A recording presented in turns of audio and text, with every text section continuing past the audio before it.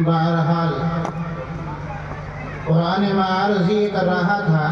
قرآن کریم کی ترتیب وہ ہے جو میں نے آپ کو پڑھ کر کے سنائی ہے، اور دنیا میں آنے کی ترتیب کچھ اور ہے۔ تو قرآن کریم کی ترتیب کو میں نے بیان کیا، دنیا میں آنے کی جو انسان کی ترتیب ہے اس کو بیان کر رہا تھا، لیکن کچھ وقفے کے بعد میں پھر یہ عرض کرنا چاہ رہا ہوں کہ جب بچہ دنیا کے اندر آتا ہے، یا تو سردی کے موسم میں آتا ہے یا گرمی کے موسم میں آتا ہے، اور گرمی کے موسم میں جب آتا ہے تو اس کے ہر ایک سامان کا بندوبست کیا جاتا ہے۔ تو میرے بھائیوں، گھر والوں کو یہ فکر ہوتی ہے کہ اس کے ہر ایک سامان کا کیسے بندوبست کیا جائے اور اس کو ہر ایک طریقے سے کیسے سہولت بخشی جائے۔ تو میرے بھائیوں، میں آپ کو بتاتا چلوں، یہاں پر ایک نقطہ سمجھنے کی ضرورت ہے کہ یہاں پر یہ نقطہ سمجھنے کی ضرورت ہے، جب آپ کے یہاں کوئی بچہ پیدا ہو تو ماں باپ کی یہ فکر ہو جانی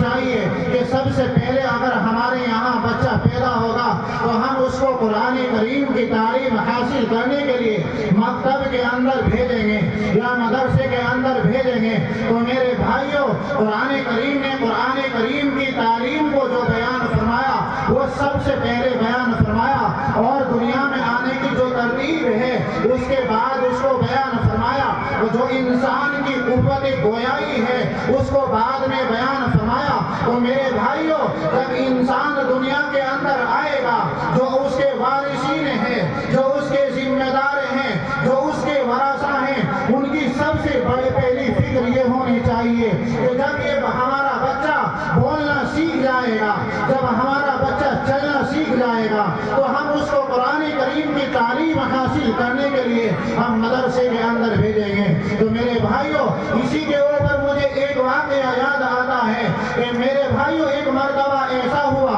کہ ایک میاں اور بیوی کے اندر، دونوں جوڑوں کے اندر یہ بات طے ہوئی اور معاہدہ یہ ہوا کہ جب ہماری شادی ہو گئی ہے، اب اس کے بعد سب سے پہلے جو ہمارے یہاں بچہ پیدا ہوگا اس کو ہم قرآن کریم کی تعلیم حاصل کرنے کے لیے ہم مدرسے کے اندر بھیجیں گے۔ تو میرے بھائیوں،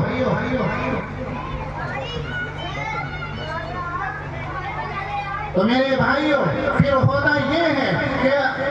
اللہ رب العزت کا یہ پیغام ہوتا ہے، یہ حکم ہوتا ہے اور یہ فیصلہ ہوتا ہے کہ باپ کا انتقال ہو جاتا ہے، ماں حیات رہتی ہے، ماں کے حیات کے بعد اب وہ بچے کی پیدائش ہو جاتی ہے، اور پیدائش کے بعد بچہ جوں جوں پڑھنے لگتا ہے اور اسی طریقے سے بولنے کے لائق ہو جاتا ہے، چلنے اور پھرنے کے لائق ہو جاتا ہے۔ ابھی بچہ صحیح طریقے سے بول نہیں پاتا ہے، ماں کو وہی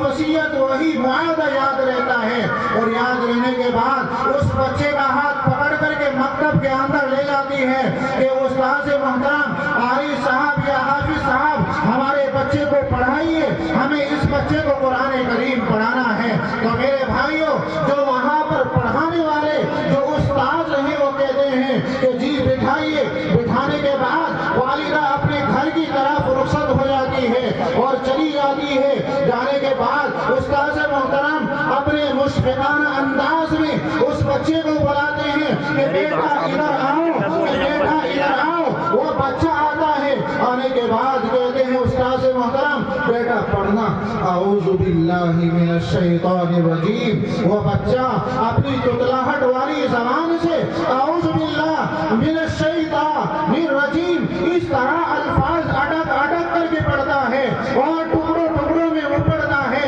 اور پھر بسم اللہ کو پڑھتا ہے۔ تو میرے بھائیوں، یقین جانو حدیث کے اندر یہ واقعہ ذکر کیا گیا ہے کہ جب اس کے والد کو قبر کے اندر عذاب ہوتا ہے اور یہ بچہ استاد محترم کے کہنے کے مطابق جب اعوذ باللہ اور بسم اللہ پڑھتا ہے تو اللہ رب العزت کو اس بچے کی وہ ٹوٹے ہوئے الفاظ، وہ زبان سے نکلے ہوئے الفاظ اتنے محبوب ہوتے ہیں، اتنے پسند آتے ہیں کہ اس کی برکت سے اللہ رب العالمین اس کے والد صاحب کے اوپر سے قبر کے اندر سے عذاب ہٹا لیتا ہے۔